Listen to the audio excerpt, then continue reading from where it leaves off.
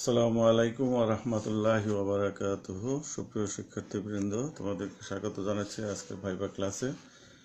আশা করি তোমরা সবাই ভালো আছো। মহান আল্লাহ রাব্বুল আলামিন তোমাদেরকে এবং তোমাদের পরিবারের সবাইকে ভালো রেখেছেন। এ প্রার্থনা করি যেন মহান আল্লাহ রাব্বুল আলামিন সবাইকে ভালো রাখেন। তো যে কথা প্রথমেই বলতে হয় যে আমাদের আমিন স্যার অত্যন্ত চমৎকারভাবে তোমাদেরকে আজকের ভাইবা ক্লাস উপহার দিয়েছেন। আমি তার ক্লাস শুরুর 3 মিনিট পর জয়েন করেছি এবং পুরো ক্লাসটি আমি শুনেছি। আমার কাছে অত্যন্ত চমৎকার লেগেছে এবং ভাইবা ক্লাসে অ্যাটেন্ড করার জন্য তোমাদের যতটুকু তথ্য উপাত্ত প্রয়োজন আমি মনে করি সেটা তোমরা পেয়ে গেছো। তারপরও যেহেতু ক্লাস নিতে এসছি, দুটো কথা বলতেই হবে। আর তাছাড়া অনেক দিন তোমাদের সাথে আমাদের দেখা সাক্ষাৎ হয় না, সেটা একটা বড় বিষয় যে আজকে যদি আমরা সরাসরি ক্লাসে তোমাদেরকে দেখতে পেতাম বা তোমরা আমাদেরকে দেখতে পেতে, তাহলে আমাদের এই যে অন্তর্বর্তী কোভিড-19 যে সময়টা গেল, এই সময়ের যে আমাদের পারস্পরিক দূরত্ব বা না দেখা, এগুলো হয়তো কিছুটা হলেও অভাব মোচন হয়ে যেত। তো যা হোক, যে সম্ভব হয়নি, তো সেটা আজকে হয়তো অনলাইন ক্লাসের মাধ্যমে আমরা চেষ্টা করছি। তো তোমাদের সবাইকে স্বাগত জানাচ্ছি আমার ভাইবা ক্লাসে এবং তোমাদের জন্য শুভকামনা করছি যেন এই মাস্টার্স সম্পন্ন করার পর তোমরা প্রত্যেকেই দেশের একটা গুরুত্বপূর্ণ দায়িত্বশীল পদে যেতে পারো। এই দোয়া থাকবে আমাদের সকলের পক্ষ থেকে। আমি স্যারকে ধন্যবাদ জানাই যে আসলেই আমরা প্রত্যেকেই আজকে অত্যন্ত বিজি ছিলাম, সেটা আমিন ভাই তোমাদেরকে বলেছেন। আমিও চেষ্টা করেছি বিশ্ববিদ্যালয় থেকে দ্রুত ফিরে আসার জন্য, তারপরেও আসলে একটু বিলম্ব হয়ে গেছে। তো যাই হোক, আমরা আশা করব যে তোমরা আমিন স্যার যে পরামর্শগুলো দিয়েছেন সেগুলো তোমরা অনুসরণ করবে এবং সেভাবে একটু পড়াশোনা করে তোমরা ভাইবা ক্লাসে অ্যাটেন্ড করবে। তো ভাইবা ক্লাস মূলত আসলে এখানে এরকম যে অনেক সময় অনেক পড়াশোনা করেও অনেকে ভাইবা ক্লাস ভালো করতে পারে না, আবার অনেকে দেখা যায় যে অতটুকু পড়াশোনা না করেও তাদের অনেকটা ভালো হয়। তো যাই হোক, আমি তোমাদেরকে বলবো একটি কথা যে ভাইবা ক্লাসে যখন তোমরা অ্যাটেন্ড করবে তখন তোমাদের নার্ভাস ফিল করার কোনো প্রয়োজন নাই এবং তোমরা অতটুকু মনে রাখবে যে আসলে তোমরা পারবে, তোমরা প্রত্যেকেই মোটামুটি পারবে এরকম একটা ফুরফুরে মেজাজে থাকবে। আর অবশ্যই ফজরের নামাজ পড়ে আসবা। পোশাক আশাকের ব্যাপারে আমি স্যার যেটা বলেছেন সেটা তো অবশ্যই তোমরা ফলো করবে, অর্থাৎ যে যে ধরনের পোশাক আশাক পরিধান করো তো সেটার ক্ষেত্রে আসলে ফর্মাল পোশাক পরে আসতে হবে। যারা শার্ট ইউজ করো তারা সাধারণত চেক শার্ট পরার চেষ্টা করবে অথবা এক কালারের শার্ট পরবে এবং একটু ভালো করে আয়রন করে পরবে। যারা পাঞ্জাবি পরো তারা পাঞ্জাবিটা ভালো করে ধুয়ে সেটাকে আয়রন করে আসবে। যারা টুপি ব্যবহার করো টুপিটাও সেরকম যেন একটু পরিষ্কার পরিচ্ছন্ন থাকে। আর পারফিউমের ব্যাপারে উনি তো তোমাদের আগে বলেছেন যে এমন পারফিউম ব্যবহার করবে না যেটা কারো শ্বাসকষ্টের কারণ হয়ে দাঁড়ায়। সেটা হালকা ভাবে তোমরা ব্যবহার করবে এবং সেটা যেন অন্য ধরনের কিছু না হয়। তোমাদের যেটা করতে হবে যে তোমরা অনেক সময় দেখা যায় যে নিজের কাছে কলম আছে কিন্তু ওই স্যারের হাতে কলমটা নিয়ে স্বাক্ষর করতে শুরু করে দিয়েছো। এই কাজটা করা যাবে না। তুমি ভাইবা বোর্ডে প্রবেশ করার পূর্বেই যদিও বাসা থেকে কলম না নিয়ে আসো তাহলে বন্ধুর কাছ থেকে কলমটা ধার করে নেবে এবং তোমার কাছে যদি ব্যাগ ট্যাগ অনেক কিছু থাকে তাহলে সেটা একজনের কাছে রেখে শুধু অ্যাডমিট কার্ড রেজিস্ট্রেশন কার্ডটা নিয়ে তুমি কলমটা নিয়ে ভাইবা বোর্ডে প্রবেশ করবে। তো সেই ক্ষেত্রে তোমাকে যেটা করতে হবে যে তুমি দরজায় গিয়েই তুমি আমাদের দৃষ্টি আকর্ষণ করবে। কিভাবে দৃষ্টি আকর্ষণ করবে? অর্থাৎ সুন্দর করে একটা সালাম দেবে এবং সেই সালামের উচ্চারণটা যেন অন্যদের থেকে সুন্দর হয়। সাধারণত আমরা অনেককেই সালাম দিতে শুনি সালাম আলাইকুম বা এরকম সেরকম তোমরা শুনে থাকো।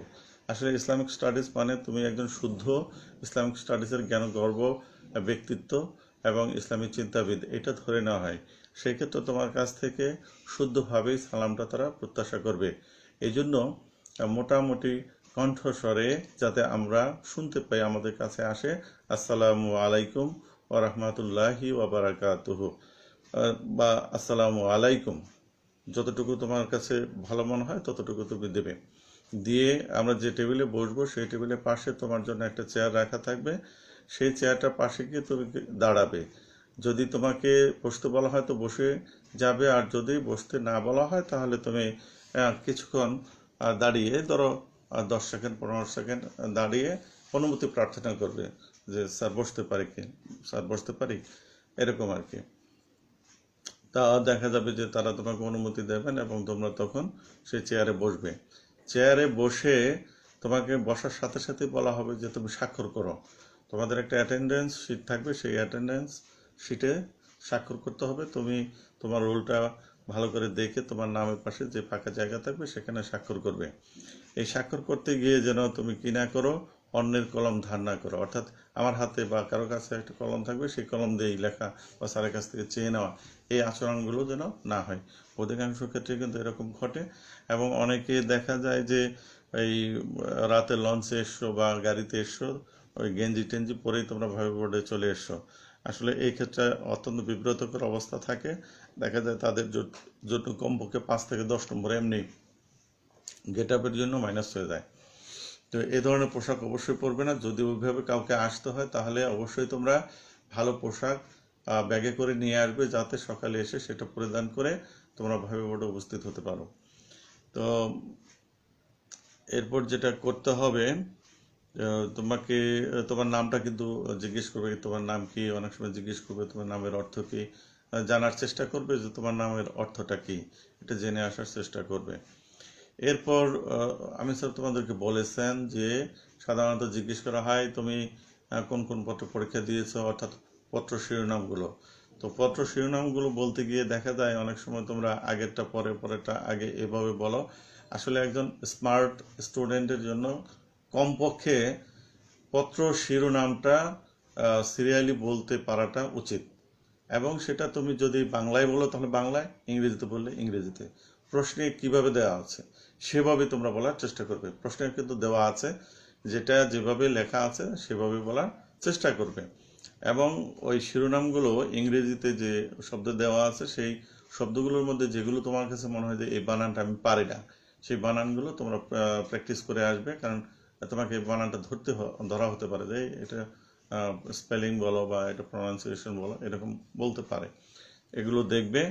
আর শিরোনামটা আমি বারবার বলবো যে এটা অবশ্যই মুখস্থ করবে এবং ধারাবাহিকভাবে প্রথম যে পত্রটা সেটা, তারপরেরটা এভাবে বলতে হবে।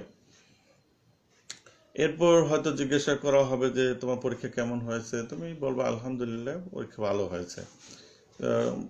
তা বলতে পারো যে আলহামদুলিল্লাহ সবগুলো পরীক্ষা ভালো হয়েছে। কেমন হয়েছে? ভালো হয়েছে। এরপরে বলতে পারে তোমার কোন পত্র ভালো হয়েছে, তুমি বলবে যে হ্যাঁ আলহামদুলিল্লাহ স্যার সবগুলোই ভালো হয়েছে, তার মধ্যে এই পত্রটা একটু বেশি ভালো হয়েছে। অর্থাৎ কোন পত্রটা বেশি ভালো হয়েছে? যে পত্রে তোমার দখল বেশি, তুমি যে পত্রটা প্রশ্ন করলে পারবে, যে পত্রটা তোমার সাহস আছে যে এখান থেকে প্রশ্ন করলে আমি পারবো, হ্যাঁ ওই পত্রটার কথা বলবে। কিন্তু কখনো নেগেটিভ কথা বলবে না যে আমার এই পত্র খারাপ হয়েছে, ওইটা হয়েছে সেটা হয়েছে। বলবা আলহামদুলিল্লাহ পরীক্ষা ভালো হয়েছে, মোটামুটি সকল পত্রই ভালো হয়েছে, তোর মধ্যে এই পত্রটা একটু বেশি ভালো হয়েছে।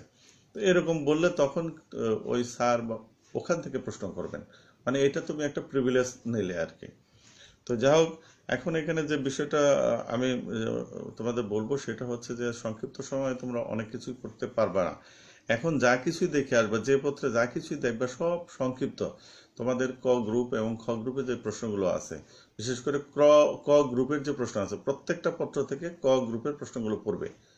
ওই এক কথায় যে প্রশ্নগুলো থাকে 10 নম্বরের প্রশ্ন 10টা, এগুলো কিন্তু পড়ে আসবা। খ গ্রুপ থেকেও চেষ্টা করবা।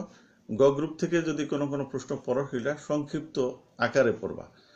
মানে পরীক্ষায় যেটা আসছে ওই প্রশ্নটাই তো তুমি পড়বে, জাস্ট ওইটার সংজ্ঞাটা পড়বে। ওইটা যদি প্রকারভেদ থাকে অথবা ওইটার কোনো সাল টাল বা জন্মসাল জন্ম তারিখ এসব থাকে, এরকম বিষয়গুলো থাকলে সেটা একটু দেখবে।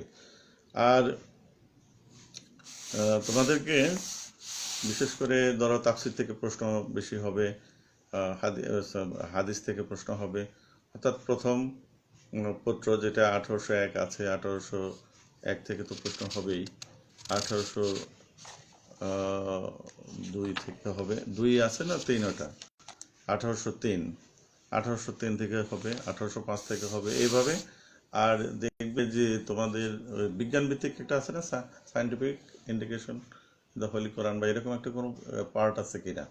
তো ওই পার্টগুলো থেকেও প্রশ্ন হবে, তোমাদের ধর্মের উপর কোনো বিষয় থাকতে পারে, সেইখান থেকেও প্রশ্ন করা হতে পারে। তো যাই হোক, আমি মূল কথা যেটা বলবো যে এখন খুব বেশি তোমরা পড়তে পারবে না, যে প্রশ্নগুলো তোমাদের পড়া আছে ওই প্রশ্নগুলো দেখবে, পাশাপাশি এক কথায় যে সমস্ত প্রশ্নগুলো এসে এই প্রশ্নগুলো তোমাদেরকে দেখতে হবে, এগুলো একটু দেখেই আসতে হবে। তো যেমন ধরো যে স্যার বললেন না তর্জমা তাফসির, মানে তাফসির বলতে কি বুঝো, তর্জমা বলতে কি বুঝো। তর্জমা ও তাফসিরের মধ্যে পার্থক্য, এর মানে হলো তর্জমা বলতে কি বুঝো, তাফসির বলতে কি বুঝো। আরও যেমন আছে যে রাহমান শব্দকে রাহিম শব্দের পূর্বে আনার কারণ কি, রাহমান শব্দকে রাহিম শব্দের পূর্বে আনার কারণ কি, অথবা রাহমান শব্দ দ্বারা কি বোঝায়, রাহিম শব্দ দ্বারা কি বোঝায়, এগুলো কিন্তু প্রশ্ন ধরবে। যেমন আছে সিরাত এবং আল হেদায়াতের অর্থ কি, তাহলে সিরাতটা কি, আল হেদায়াতটা কি, এটা একটু পরে দেখবা। তোমাদের আছে মোত্তাকি কারা, এদের বৈশিষ্ট্য, সূরা বাকারায় মোত্তাকিদের সম্পর্কে আলোকপাত করছে, সুতরাং সেই ওখানে কি কি বৈশিষ্ট্যের কথা বলছে সেটা একটু দেখতে হবে। তারপরে সূরা বাকারায় তোমাদের মুনাফিকদের সম্পর্কে আলোকপাত করা হয়েছে, তাদের মানে কারা কারা মুনাফিক, কি কি বৈশিষ্ট্য বা চিহ্ন থাকলে আমরা বুঝবো যে এই মুনাফিক, সেই বিষয়গুলো তোমরা দেখবে। তারপর দেখবে যে বনী ইসরাইল জাতি তোমরা জানো, বনী ইসরাইল কারা, এ প্রশ্ন করতে পারে। বনী ইসরাইলদের প্রতি আল্লাহর অনুগ্রহ রাজি, বা আল্লাহ পাক তাদেরকে কিভাবে সাহায্য সহযোগিতা করেছেন, এগুলো সম্পর্কে একটু দেখবে। যেমন ইয়াহুদি নাসারা কারা, তোমাকে প্রশ্ন করে বুঝতে পারে ইয়াহুদি বা নাসারা কারা। তোমাদের প্রশ্নে যদি এগুলো এসে থাকে তাহলে কিন্তু এই প্রশ্নগুলো করবেন। যেমন মান্না ও সালাওয়া কি, মান্না ও সালাওয়া তোমরা এটা তো জানো, এই ঘটনাটা, এটা তো খাদ্য জান্নাতি খাবার, কিন্তু কি ধরনের খাবার, কোনটার নাম কি, এগুলো একটু জানার চেষ্টা করবে। যদি প্রশ্নে ফেরাউন সম্পর্কে কোনো প্রশ্ন এসে থাকে তাহলে ফেরাউন সম্পর্কে সংক্ষিপ্তভাবে কিছু জানার চেষ্টা করবে।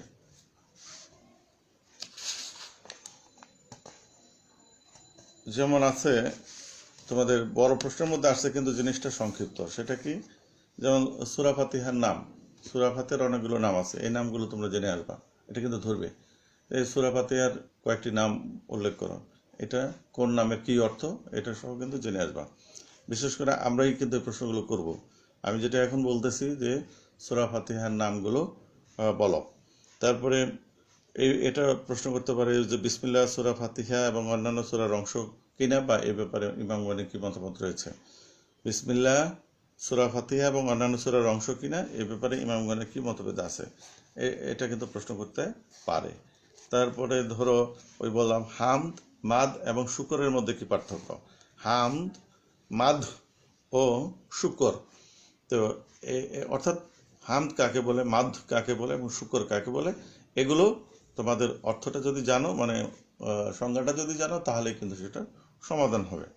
তো এটা এই এখন যে কথাগুলো বলছে এগুলো কোনোটাই বাদ দিয়ে আসলে কিন্তু তোমাদের মানে কাকে কোন প্রশ্ন করে বসে বলা যায় না। তবে এখান থেকে প্রশ্ন করলে এগুলো কিন্তু করবে, যেমন মোত্তাকিদের বৈশিষ্ট্য বা মোত্তাকি কারা, মুনাফিকদের বৈশিষ্ট্য বা মুনাফিক কারা, এগুলো কিন্তু প্রশ্ন করবে।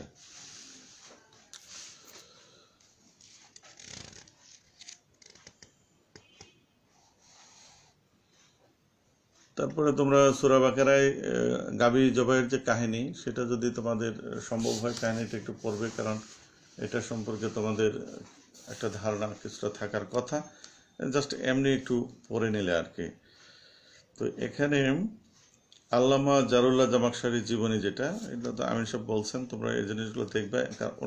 ওনাকে কেন জারুল্লাহ বলা হয়, এটা কিন্তু প্রশ্ন করবে যে ওনার পুরা নাম কি, ওনার আসল নামটা কি। বইয়ের মধ্যে দেখবে কিন্তু ওনার মূল নামগুলো দেওয়া আছে, উপাধি দেওয়া আছে, নিসবত দেওয়া আছে, এরকম কি কি জিনিস দেওয়া আছে, উপনাম, এগুলো দেওয়া আছে। তো সেখানে জারুল্লাহ কেন বলা হয়, এটা কিন্তু প্রশ্ন করবে।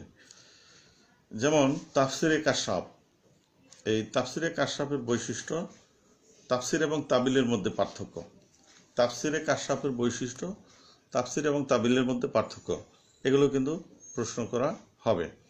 এখন প্রথমে যে প্রশ্নটা তোমাদের করবে সেটা হলো, তোমার কোন তাফসির গ্রন্থটি পাঠ্য ছিল। তোমার তাফসির গ্রন্থ, তাফসির পাঠ্য ছিল, তা কোন গ্রন্থটা পাঠ্য ছিল এটা কিন্তু তোমাদেরকে প্রশ্ন করবে যে তোমাদের কোন গ্রন্থটা পাঠ্য ছিল। তো কেউ কেউ বলো যে গ্রাজুয়েট, কেউ কেউ বলো হলো সাকসেস, কেউ কেউ বলো আর কি কি দেখছি এরকম বিভিন্ন বিষয়গুলো, তোমার দিগদর্শন এগুলো বলো। আসলে সেটা কিন্তু না, এই কোন তাফসিরটা তোমাদের পাঠ্য ছিল সেটা কিন্তু তোমাদের বইয়ের শুরুতেই লেখা আছে, এটা অবশ্যই তোমরা দেখে আসবে। এখানে আমরা আদম আলাইহিস সালাম ও হাওয়া আলাইহিস সালামের সৃষ্টির ইতিহাস, তোমাকে ইতিহাস বলতে হবে না, কিন্তু এদের সম্পর্কে ধারণা থাকতে হবে। আদম আলাইহিস সালাম এবং হাওয়া আলাইহিস সালামের সৃষ্টির ইতিহাস এবং আদম আলাইহিস সালাম ও হাওয়া আলাইহিস সালামের জান্নাত হতে অবতরণের ঘটনা, কী কারণে তারা জান্নাত থেকে বের হয়ে আসলেন, এই বিষয়টা তোমরা একটু দেখবে। যেটি এখন গুরুত্বপূর্ণ প্রশ্ন সেটা হচ্ছে, যেমন ধরো ওহী, এগুলো প্রশ্ন করবে। ওহী কি, ওহী বলতে কি বুঝো, এ ধরনের প্রশ্ন করবে। ওহী কত প্রকার এবং কি কি, এবং কিভাবে মহানবী সাল্লাল্লাহু আলাইহি ওয়াসাল্লামের উপর ওহী অবতীর্ণ হয়েছিল, এগুলো প্রশ্ন করবে কিন্তু তোমাদের। ওহী বলতে কি বুঝো, ওহী কত প্রকার, ওহী মহানবী সাল্লাল্লাহু আলাইহি ওয়াসাল্লামের উপর কিভাবে ওহী অবতীর্ণ হয়েছে, এটা কিন্তু প্রশ্ন করা হবে।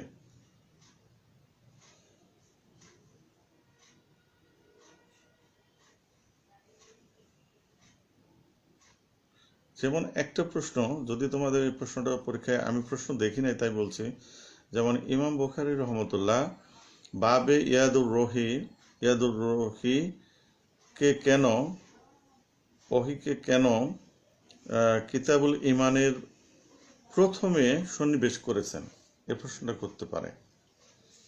তারপরে এখানে আছে নিয়ত, নিয়ত কি, আমলের ক্ষেত্রে নিয়ত করা অপরিহার্য কিনা, এটা তোমরা একটু লক্ষ্য করে দেখতে পারো, একটু দেখে আসবে। সর্বপ্রথম ওহী অবতীর্ণের ঘটনা, এটা একটু দেখে আসতে পারো।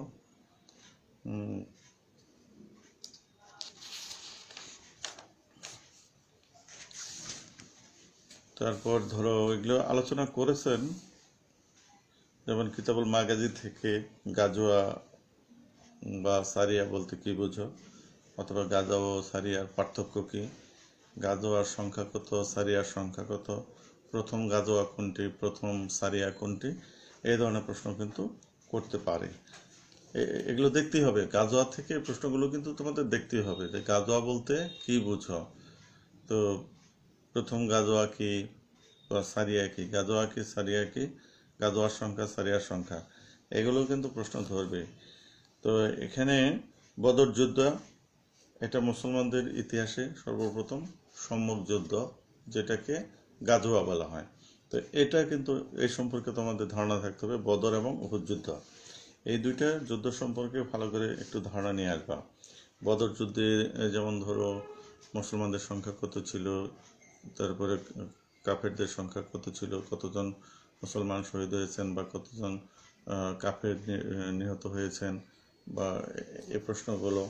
তারপরে ধরো বদর যুদ্ধে ফেরেশতারা অবতীর্ণ হয়েছিলেন কিনা, যদি হয়ে থাকে তাহলে সেখানে ফেরেশতাদের সংখ্যা কত, অথবা প্রশ্ন করতে পারে যে বদর যুদ্ধে কি ফেরেশতারা অবতীর্ণ হয়েছিলেন বা ফেরেশতারা সাহায্য করেছিলেন। তো এইরকম প্রশ্ন হতে পারে। বদরকে কেন বদর বলা হয়, বা বদরের অবস্থান বলো, মানে মদিনা থেকে বা মক্কা থেকে বদর কোন দিকে অবস্থিত, কত দূরে অবস্থিত, এখন এটাকে বদর কেন বলা হয়, এখানে কিন্তু মতভেদ আছে, কেউ বলে এই কারণে বলে, কেউ বলে এই কারণে। তো এটা বদর যুদ্ধের সেনাপতি কে ছিলেন, এটাও তোমাদের কিন্তু জানতে হবে।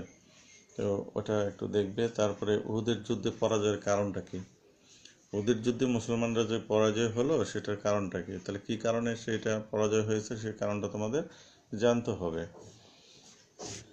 তাহলে বদর যুদ্ধ, উহুদের যুদ্ধ, বিশেষ করে তোমাদের পরীক্ষায় কোনগুলো আসছে সেটা তো তোমরা দেখতে পাচ্ছ, প্রশ্ন তোমাদের কাছে আছে, কোন যুদ্ধগুলো এসছে ওই যুদ্ধগুলো সম্পর্কে ধারণা নিয়ে আসতে হবে। এরপরে ধরো কিছু বিষয় আছে, যেমন যে শহীদদের জানাজার ব্যাপারে আলেমগণের মতামত কি। শহীদদের জানাজার ব্যাপারে আলেমগণের মতামত কি। শহীদকে গোসল দেওয়ার হুকুম কি।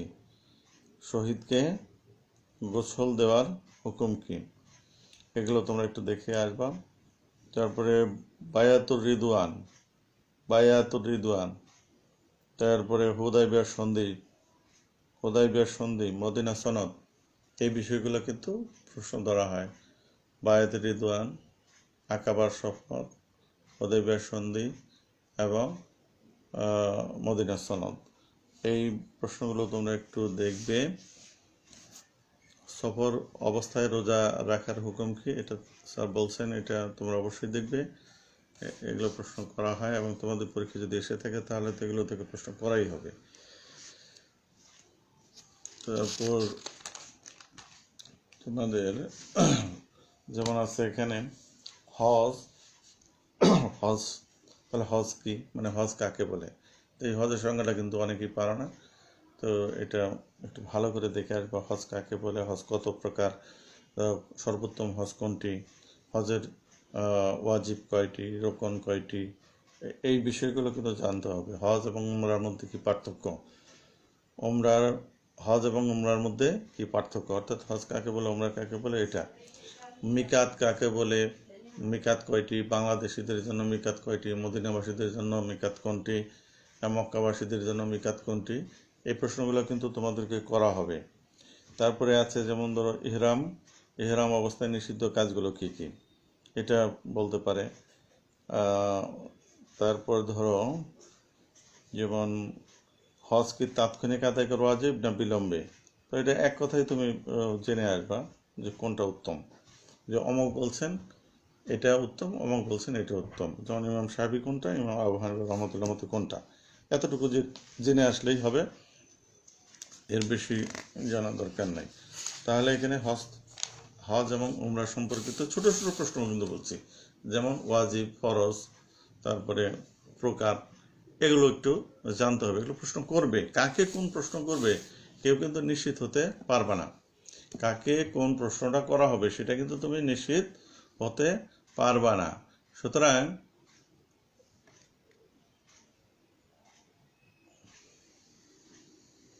সুতরাং বিষয়টা হচ্ছে যে এই বিষয়গুলো সম্পর্কে তোমাদের কিছুটা ধারণা রাখতে হবে।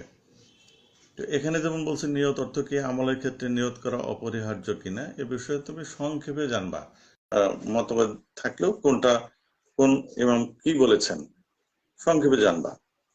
ওহী কি, ইহা কত প্রকার, পদ্ধতি, হ্যাঁ, এগুলো কিন্তু তোমাদেরকে প্রশ্ন করা হবে।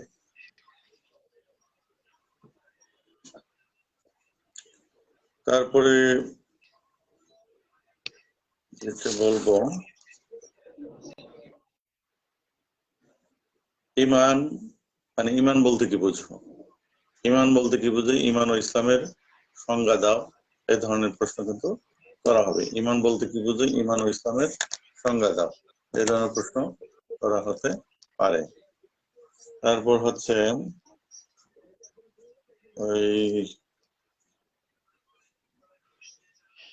কবিরা গুনাহ সম্পর্কে তোমাদের কোনো প্রশ্ন আসছে কিনা, এটা আমি জানি না যে কবিরা গুনাহ সম্পর্কে তোমার প্রশ্ন আসছে কিনা, তাহলে তোমরা এটা জেনে আসার চেষ্টা করো যে কবিরা গুনাহ কাকে বলে, এটা সংজ্ঞাটা জানবা।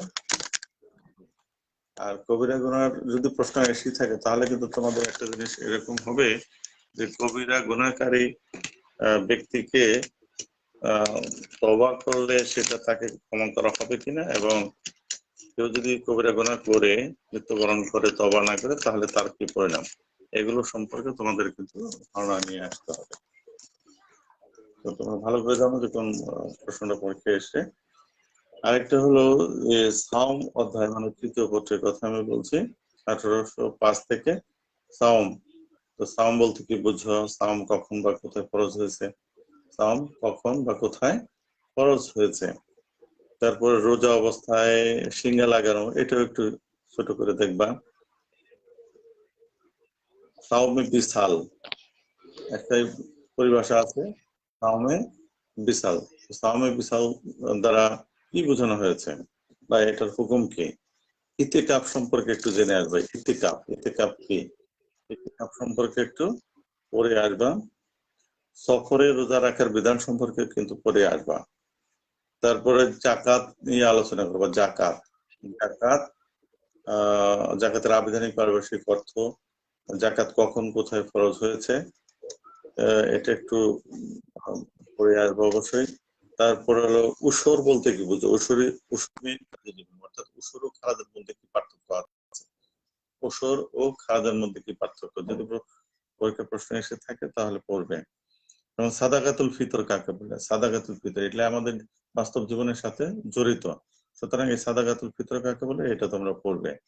সাদাকাতুল ফিতর কার উপর ওয়াজিব, সাদাকাতুল ফিতর কার উপর ওয়াজিব, এটা তোমরা একটু পড়বে। তারপরে জাকাত ব্যয়ের খাত পরীক্ষা যদি এসে থাকে তাহলে কিন্তু তোমাদেরকে এটা প্রশ্ন করাই হবে যে জাকাত ব্যয়ের খাত কয়টি এবং কি কি, এবং কোন সূরায় কোন সূরার মাধ্যমে এই জাকাত ব্যয়ের খাতগুলো নির্ধারণ করা হয়েছে। এই আয়াতটা যদি তোমরা পারো তাহলে ভালো, আর না পারলে ওই বাংলা অনুবাদটা শিখে এসো। বাংলা অনুবাদ একেবারে ওই আয়াতের অনুবাদটা, ওই অনুবাদের মধ্যেই কিন্তু 8টি খাত সম্পর্কে আলোকপাত করা হয়েছে, এবং এটা কোন সূরা কত নম্বর আয়াত এটাও তোমরা জেনে আসবা।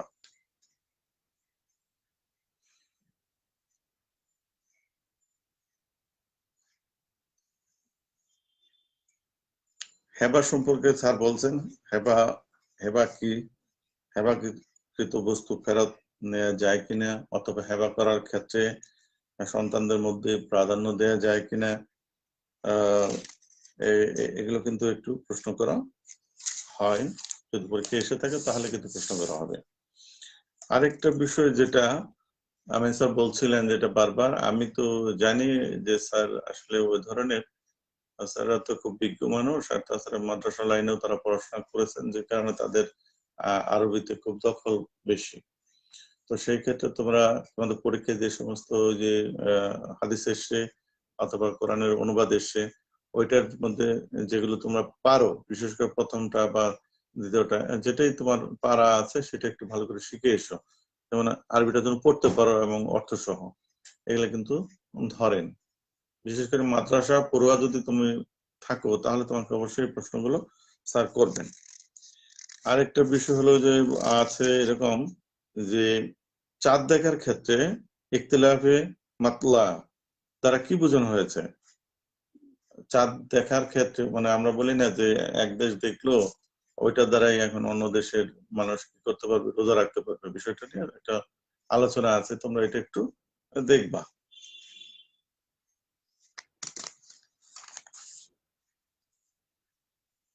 আচ্ছা, এখানে একটা আছে মুসাররাত কাকে বলে, প্রশ্ন আসছে কিনা জানো। মুসাররাত এই প্রশ্নটা কিন্তু করা হয়। তারপরে বাদুসালাহ মানে যে ফল বিক্রি মানে পরিপক্ক হওয়ার পূর্বে ফল বিক্রি করা, এই ধরনের কোনো বিষয় যদি হয় সেটা প্রশ্নটা পড়ে আসবে বাদুসালাহ। আরেকটা হলো মুসাররাত মানে যে গাভীর স্তন বেঁধে রেখে ফুলিয়ে বাজারে বিক্রি করা, মানে এটা এক ধরনের প্রতারণা। মানে ওইটা দেখে কি করে ক্রেতা বেশি দাম দিয়ে জিনিসটা কেনে, কিন্তু বাসায় যাওয়ার পরে দেখে যে দ্বিতীয়বার আর বেশি দুধ দেয় না। সেই ক্ষেত্রে এটা প্রতারণা করা হয়েছে, এবং সেটা এখন কি করতে পারবে, ক্রেতা ওইটা ফেরত দিতে পারবে, কিন্তু সেটার একটা সময় আছে, মেয়াদ আছে। হ্যাঁ, তো সেটা একটু পড়ে আসবে, অল্প করে একটু পড়লে হবে। প্রশ্ন এখান থেকে এসে থাকলে এই প্রশ্নগুলো কিন্তু করা হবে, যেমন হিবা, বাদুসালা, যে তারপরে হচ্ছে মুসাররাত, আর ওই যে বলছে বাই বাইয়ের রাতা বিবিত্তামারি, ওই যে তাজা খেজুরের বিনিময়ে শুষ্ক খেজুর, এই প্রশ্ন যদি এসে থাকে তাহলে সেটাও কিন্তু তোমাদের প্রশ্ন করা হতে পারে। আর ইমাম তাহাবি, আবু তাহাবি, ইমাম আবু জাফর তাহাবি, ইমাম আবু জাফর তাহাবি রহমতুল্লাহ সম্পর্কে একটু জানবা। তিনি কোন মতাদর্শের ছিলেন, হানাফি নাকি শাফি মাযহাবের, এটা একটু জানবা। এবং আবু দাউদ সম্পর্কে সামান্য একটু জেনে আসবা, যতটুকু জানা তোমার পক্ষে সম্ভব হয়। তারপরে আমরা এই যে তরজমা তাফসীরের মধ্যে পার্থক্য, তো সেগুলো আগেই হয়েছে আলোচনা। যেটা বলছিলাম জান্নাত আছে, জান্নাত মানে কি, এবং জান্নাতের সংখ্যা কত, জাহান্নাম কি, জাহান্নামের সংখ্যা কত, এবং সেগুলোর নাম সহ, কিন্তু জান্নাত জাহান্নামের নামগুলো সহ তোমরা এগুলো জেনে আসবে। এগুলো কিন্তু জানাটা অতি জরুরি, এটা একটু জানার চেষ্টা করবে। এখানে যেমন বনী ইসরাইলদের দুষ্কর্মের বর্ণনা, তাহলে বনী ইসরাইলরা কি কি খারাপ কাজ করছে, হ্যাঁ, যেমন শনিবারে মৎস্য শিকার, এগুলো সম্পর্কে জানবা।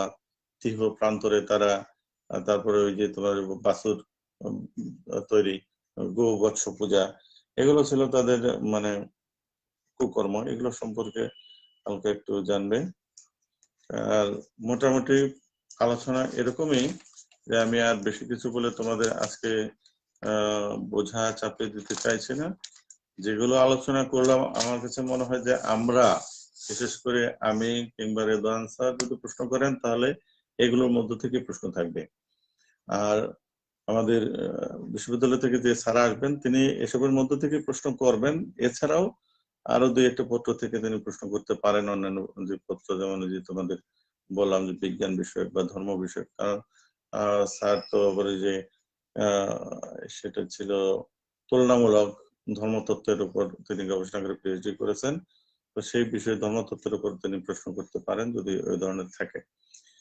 এখন আমি যেটা বলতে চাই যে তোমাদের একটি কথা বলতে ভুলে গিয়েছি, যেমন ধরো লজ্জার বিষয় না, যে শেভ করো, ক্লিন শেভ করো, সে ওই দিন ক্লিন শেভ করিয়ে আসবা। এখন দেবদাসের মতো হয়ে যে এরকম হয়ে কিছু কিছু দেখা যায়, কোচা কোচা দাড়ি, এগুলো যেন না থাকে।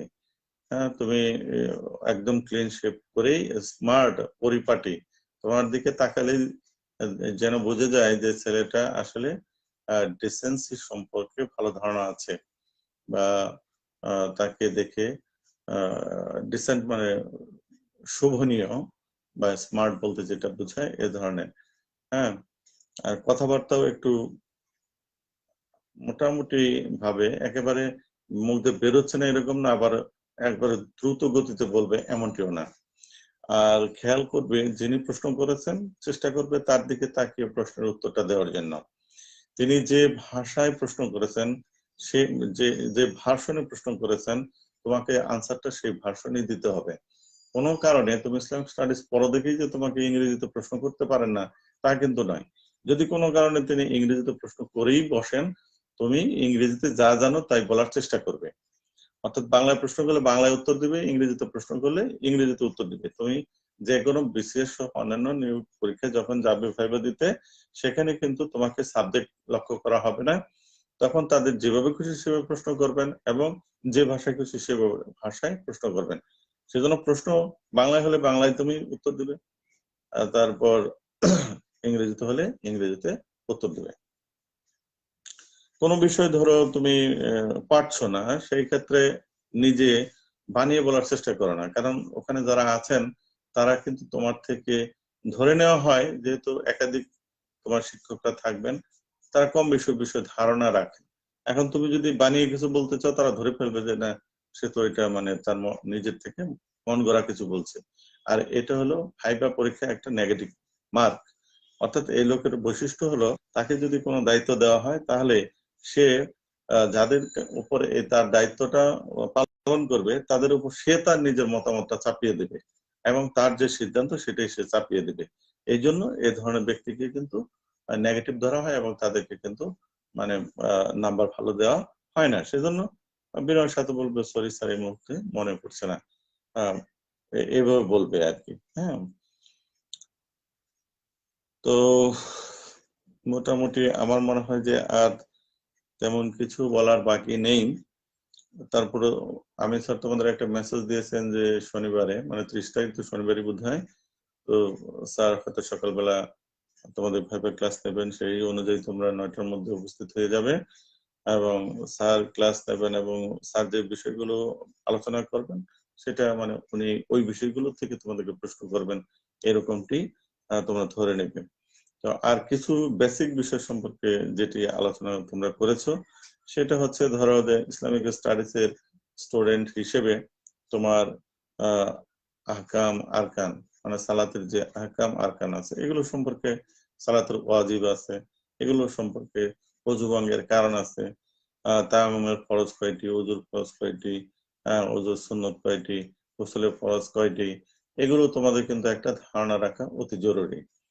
তারপরে ধরে নাও যে সালাতের নিষিদ্ধ সময় কয়টি, একেবারেই বেসিক মানে প্রাথমিক পর্যায়ের বেসিক হলেও দেখা যায় যে কেউ কিছুই পারে না, তখন কিন্তু এই প্রশ্নগুলি করা হয়।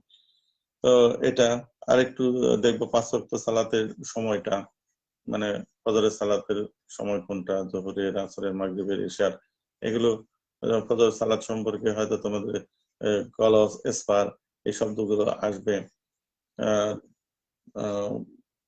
তারপর মনে করো এই মাগরিবের সালাতেও দু একটা পরিভাষা বোধহয় আছে।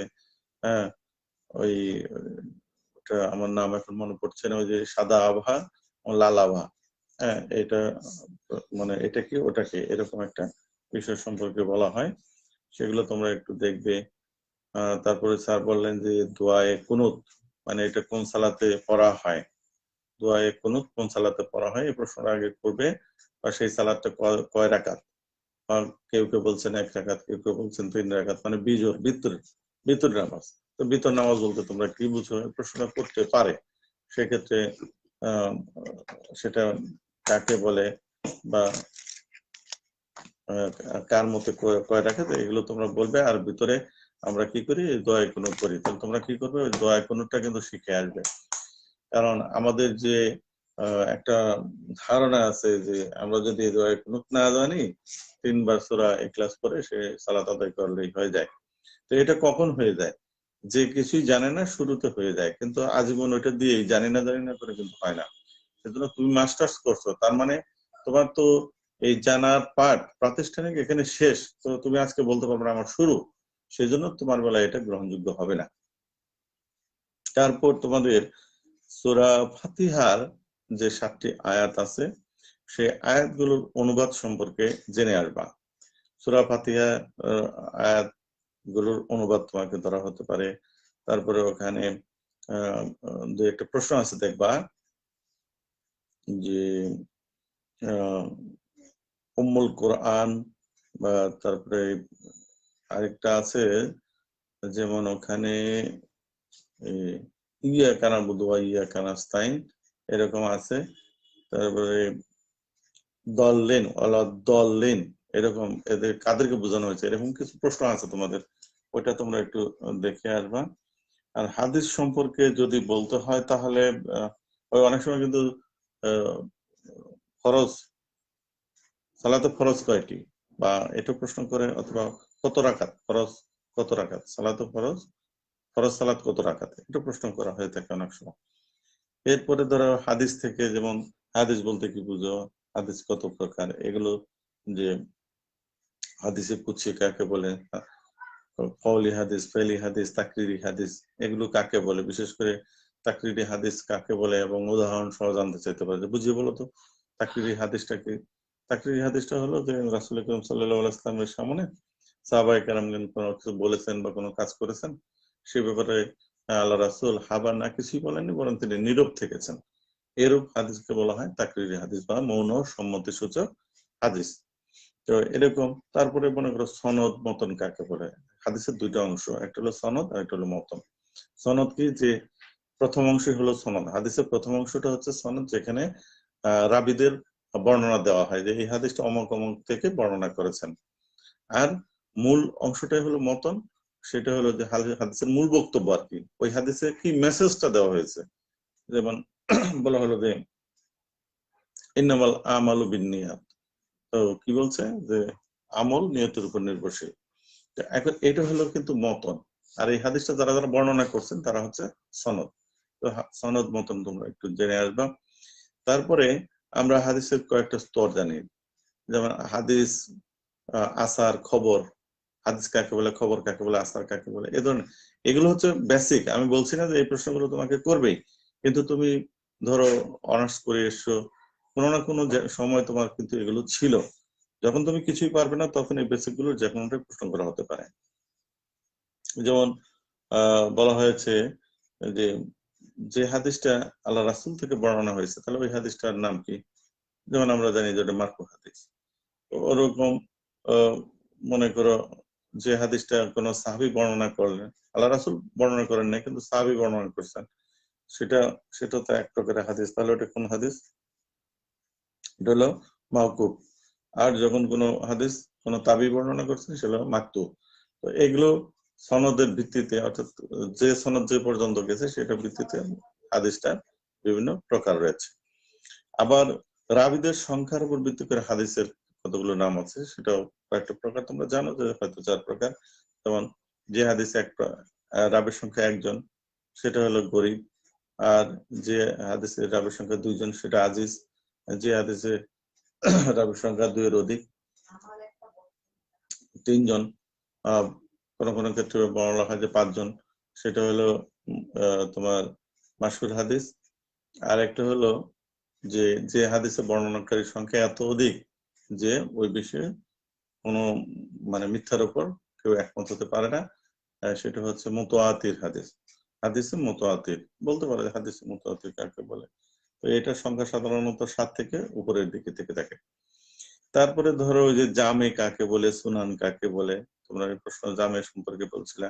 জামে মানে 8টি বিশেষ বিষয়ের উপর বা বৈশিষ্ট্যের উপর ভিত্তি করে যে হাদিস গ্রন্থ সংকলন হয়েছে সেটা হলো জামে গ্রন্থ। সেই 8টি বিশেষ বৈশিষ্ট্যগুলো কি তোমাদের বইয়ে আছে, তোমরা একটু দেখে আসবা। সুনান যেটা হলো যে আহ এটা হলো ফিকহের উপর ভিত্তি করে, ফিকহি মাসালার উপর ভিত্তি করে বা ফিকহি তারতিবের উপর ভিত্তি করে যে হাদিস গ্রন্থগুলো কি করা হয়েছে, সংকলন করছে, সেটা হচ্ছে সুনান।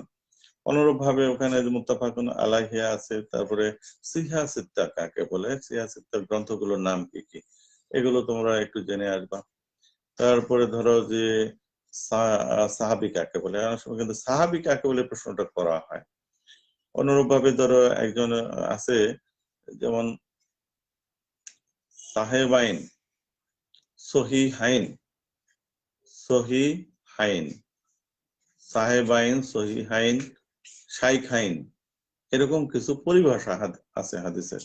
এগুলো একটু দেখে আসার চেষ্টা করবা। বুখারী শরীফের পূর্ণ নামটা জানার চেষ্টা করবা, ইমাম বুখারীর পূর্ণ নামটা জানার চেষ্টা করবা।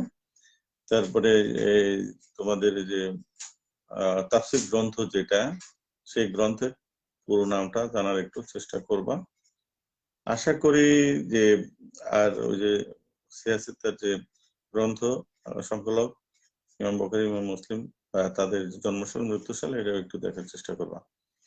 আমার মনে হয় যে আজকে একাডেমিক বিষয়ে যতটুকু আলোচনা হয়েছে যথেষ্ট হয়েছে। এগুলো এখন তোমরা যতটুকু সময় পাও একটু পড়ে এসো।